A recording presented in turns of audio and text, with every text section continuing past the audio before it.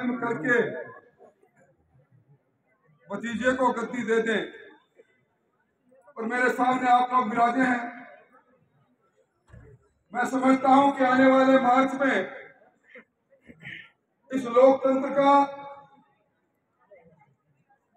पहली कड़ी, मजबूत कड़ी का चुनाव होगा। सरपंच का चुनाव होगा, पंच का चुनाव होगा। आप में से कितने ऐसे लोग हैं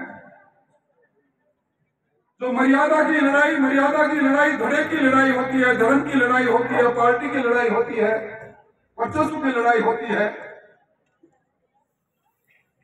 ये कांधर वंशजों के सामने ही सवाल है, क्या आप उस लड़ाई को जीतने के लिए दूसरे का माथा आगे कर पाओगे? नहीं कर पाओगे। गांधी जी की जयंती मनाते हैं तो उनके उस ऐतिहासिक घटनाओं से कुछ न कुछ सीखने की बात हम लोगों को निश्चित तौर पर करनी चाहिए।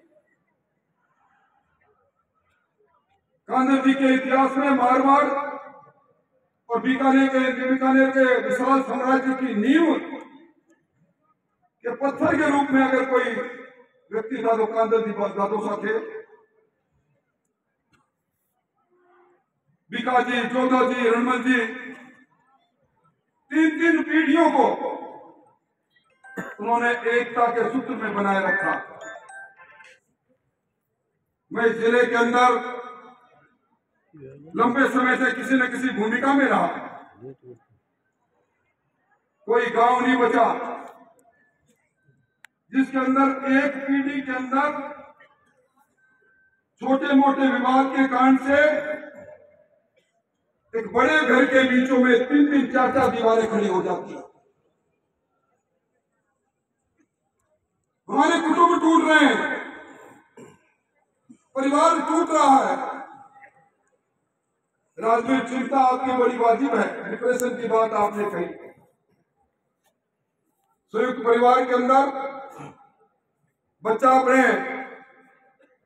पिता से बात करने से घबराता था तो चाचा का कंधा मिल जाता था, काका का कंधा मिल जाता था, ताऊ का कंधा मिल जाता था, बाबूसा का कंधा मिल जाता था, बुआ का कंधा मिल जाता था। अब किसके पास जाए? परिवार छोटे करते करते हम जमीनों से दूर हो गए। आज इतने बड़ी संख्या में मैं वीर बहादुर आपको धन्यवाद दूंगा और करणी गांधी को भी धन्यवाद दूंगा। उन्होंने जिस कुशाग्रता से इस लाइब्रेरी के संचालन के काम को किया है उसके लिए भी मैं धन्यवाद दूंगा। आज इतनी बड़ी संख्या में लोग आए हैं और तो सवाल इस बात का है कि आज के युगानुकूल अगर कल के इतिहास में हमें भागीदार नहीं बनेंगे लोग क्या कहेंगे? इतिहास मिटता है ना, राजनीतिक इतिहास मिटा ना आपके सामने। तो ये इतिहास बनते और बिगड़ते रहते हैं। इतिहास में कितने युद्ध हुए, युद्ध के अंत में 3 पंक्तियों में फैसला हो जाता है। इस युद्ध में, इस सन में, इस प्लासी के युद्ध में, हल्दी घाटी के युद्ध में, इस युद्ध के अंदर जीत हुई, इस युद्ध में हार हुई। मेरा कहने का अर्थ यह है कि आज के युगानुकूल गांधी जी के जीवन से संदेश लेकर हमें भी कुछ सोचने के लिए मजबूर होना चाहिए। एक दूसरे में कमी ढूंढना, अहंकार में डूबे रहना, छोटे बड़े की लाज नहीं रखना, मैं ही सब कुछ हूं, मैं ही सब कुछ प्राप्त कर लूं, इस भाव में अगर कांधल जी रहते, वो तो बीकानेर के राजा तो आसानी से बन सकते थे, और नहीं, मैंने मुझे मर्यादाओं के साथ, संस्कारों के साथ काम करने वाले लोगों को आगे करना है। इस भाव को निश्चित तौर पर जागृत करने की बहुत बड़ी आवश्यकता है। आज हमारे संस्कार कहाँ हैं? मुझे भाई साहब, मैं कल परसों जब अजमेर में था तो वहां 4 जो नए अभी इस वक्त में आरएस बने उनका अभिनंदन था। 12-15 दूसरे लोगों ने जो प्रतियोगिता परीक्षा क्रैक की उनका अभिनंदन था। ज्यादातर हमारी महिलाएं थी। तो वहां एक प्रौढ़ महिला ने विचार व्यक्त करते हुए कहा कि पर्दा प्रथा नहीं रहनी चाहिए, पर्दा से हटो और अपने संस्कारों से मत हटो। ये संस्कार, ये सामाजिक मान्यताएं, ये हमारी परंपराएं ये आज की नहीं है। अगर उस समय के आप ग्रंथों को देख लेंगे, मर्यादा पुरुषोत्तम राम की भी मर्यादाएं थी। द्वापर में, त्रेता में, हमारी स्मृतियों में, हमारे ग्रंथों में वही तो परंपराएं समाज में आई। भाई से भाई का कैसा लगाव होना चाहिए, राम लक्ष्मण की बात लोग कहते हैं। आज भाई से भाई का कैसा लगाव है, आप खुद ही सोच लें। मैं समझता हूं कि इन सारी बातों पर विचार करने की बहुत बड़ी आवश्यकता है। अब सर गिनाना नहीं है, सर कटाना नहीं है, सर गिनाने का वक्त आ गया। और ऐसे समय के अंदर निश्चित तौर पर अगर हम सब लोग मिलकर आधुनिकता के साथ, बदलते परिवेश के साथ ऐतिहासिक विरासत का सामंजस्य रखने का काम करेंगे तो आपकी पहचान मिटेगी नहीं। वरना मुझे बड़े अफसोस के साथ कहना पड़ता है कि आपकी पहचान अब धूल उड़ाती हुई इस टैक्सी के पीछे आपका गांव का नाम लिखकर आप ज्यादा दिन बचा नहीं पाओगे। ऐसा यार चल रहा है। मतदाता सूची के अंदर 2002 के बाद व्यापक संशोधन हो रहा है। उस एसआईआर के अंदर जब वो बीएलओ गांव में जाता है और गांव में जाकर पूछता है कि सवेली के अंदर कितने नाम हैं जो अब यहाँ मौजूद है पिछले 2 साल से, तो जवाब नहीं मिलता। कहते हैं जी वो तो जयपुर बीकानेर में रहते हैं। आखिरी बार क्या कोई तीज त्योहार पर आए? नहीं, तीज त्योहार छोड़ो साहब, उनके काका का देहांत हो गया, सगा काका का देहांत, उसके संस्कार में भी नहीं आए। क्या ये बातें हमें अधोपतन की ओर नहीं ले जाती? इन सब चीजों को देखकर अपने को आज के दिन से प्रेरणा लेकर जानी है। यहाँ जिन दानदाताओं ने हमारी कौम के लिए होने वाली दूसरी कौम के लोगों ने कितना अभी काम किया, उनका सावा बड़ा क्या, उनका शीतल जी ने, शीतल सरावगी जी ने, ये एक जगह की बात नहीं है।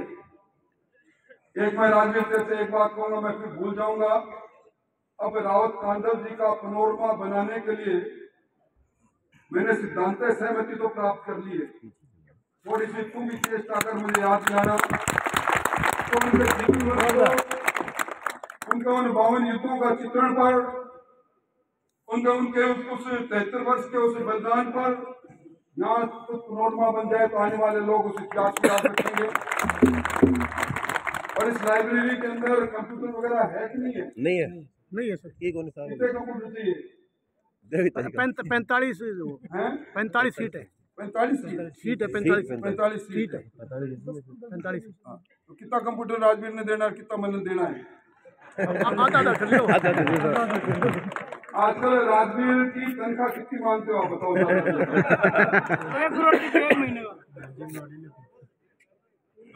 1 करोड़ 21 लाख रुपए महीना कमाए हो और मैं 21 लाख रुपए महीना वो खोलूँ तो मेरी राजवीर में कितना बयान पता? 45। तो 25 तो तेरा और 20 में प्राकृतिक सिंह में दूंगा।